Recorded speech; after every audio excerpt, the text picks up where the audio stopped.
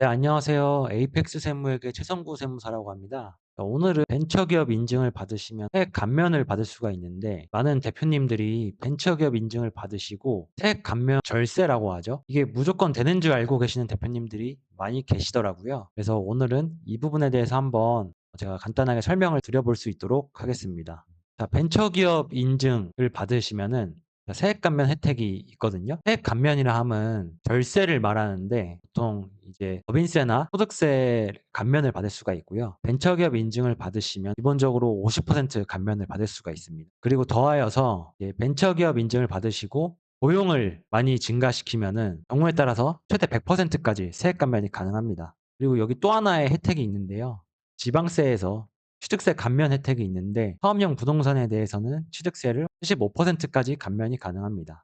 보통 취득세는 저희가 매매로 하게 되면 취득세율이 4.6%예요. %인데 여기서 75%를 감면해 주니까 굉장히 감면 혜택이 큰 편이죠. 그래서 만약에 1억 짜리 부동산을 샀다 치면 460만 원이 취득세로 이제 나가게 되고요. 여기서 460만 원에 15%까지 감면을 받을 수가 있으니까 대략 한 300만 원 정도 감면을 받을 수가 있는 겁니다. 근데 흔한 오해 중에 하나가 있는데, 인증만 받으면은 제가 아까 말씀드렸듯이 무조건 50% 감면이 되는 줄 알고 계시는 대표님들이 많이 계세요. 그런데 이런 세액 감면의 조건은 우리 세법상 창업의 요건을 만족을 해야 합니다.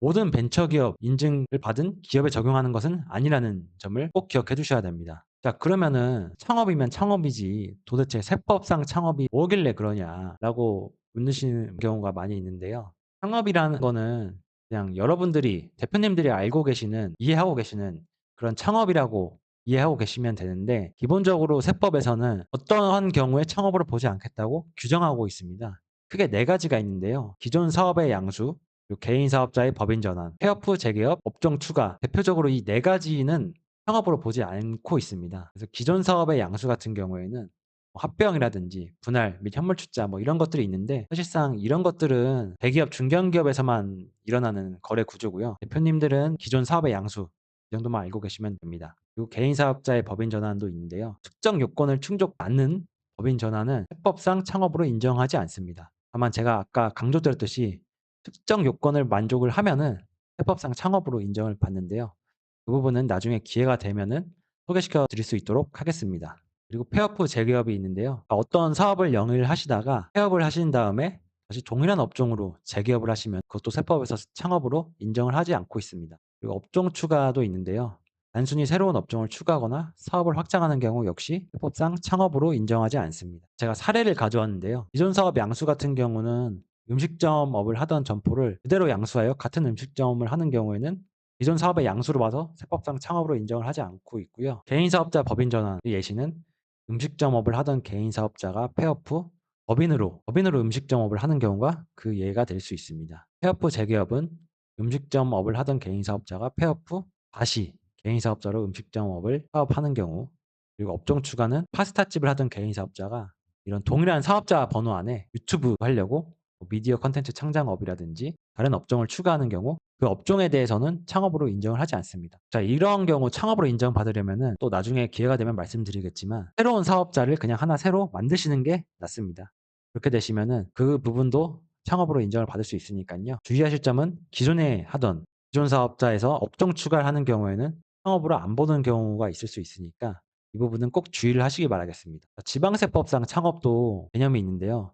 흔히 이제 또 착각을 많이 하시는 것 중에 하나가 소득세나 법인세는 국세인데 지방세법은 또 다른 법률입니다. 그래서 국세와 지방세법상 창업의 의미를 다르게 두고 있는데요. 크게 다르진 않고요. 대부분 이제 똑같은데 업종이 조금 다릅니다. 예를 들어서 국세에서는 법인세나 소득세에서는 음식점업도 새로운 창업으로 인정을 받는데, 지방세법에서는 음식점업으로 창업을 하면은 그것은 이제 지방세법상 창업으로 보지 않습니다. 이런 업종 요건이 따로 있고요. 또 여러 가지 또 다른 좀 더 까다로운 요건들이 있는데, 이것은 여기서 설명하기엔 너무 길어지니까 다음에 시간이 되면은 충분히 설명드리도록 하겠습니다. 그러면은 벤처기업 인증을 받으면 어느 대표님이 가장 활용도가 높을까요? 제가 생각하기로는 이 두 가지 대표님들이 벤처기업 인증을 받으시면 좋거든요. 첫 번째로 수도권에서 창업을 하시면서 청년이 아닌 대표님이신 경우 벤처기업 인증을 받으시면은 좋습니다. 왜냐하면 수도권에서 청년이 아닌 자, 저희 세법상으로는 만 35세 미만입니다. 수도권에서 청년이 아닌 자가 창업을 하면은 창업 감면 혜택이 없습니다. 창업 감면 혜택은 보통 50에서 100% 까지 있는데요. 이러한 혜택을 받을 수 없으면은 중소기업 세액 감면이라고 해가 5% 에서 30% 까지밖에 적용을 못 받습니다. 그치만 이러한 대표님이 벤처기업 인증을 받으시면은 법인세나 소득세에 최소 50% 감면을 받을 수가 있습니다. 그래서 수도권에서 창업을 하셨는데 청년이 아니시면은 저는 적극적으로 벤처기업 인증을 받으시는 거를 권유드리고요. 두 번째로는 정책자금이나 투자 유치 필요하신 경우 받으시면 좋습니다. 그 벤처기업 인증을 통해서 정책자금이라든지 공공기관 입찰에서 가점을 확보할 수가 있거든요. 그래서 이러한 가점을 확보해서 사업 기회를 확대할 수 있으니까 이런 니즈가 있으신 대표님들은 적극적으로 한번 활용하시는 게 좋을 것 같습니다. 유의사항인데요. 벤처기업 인증은 사실은 세액 감면 혜택이 좋긴 좋습니다. 매우 좋고요.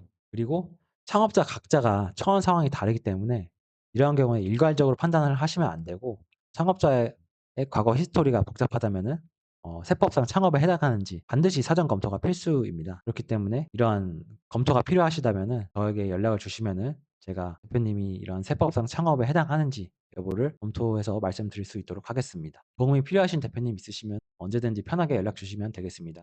감사합니다.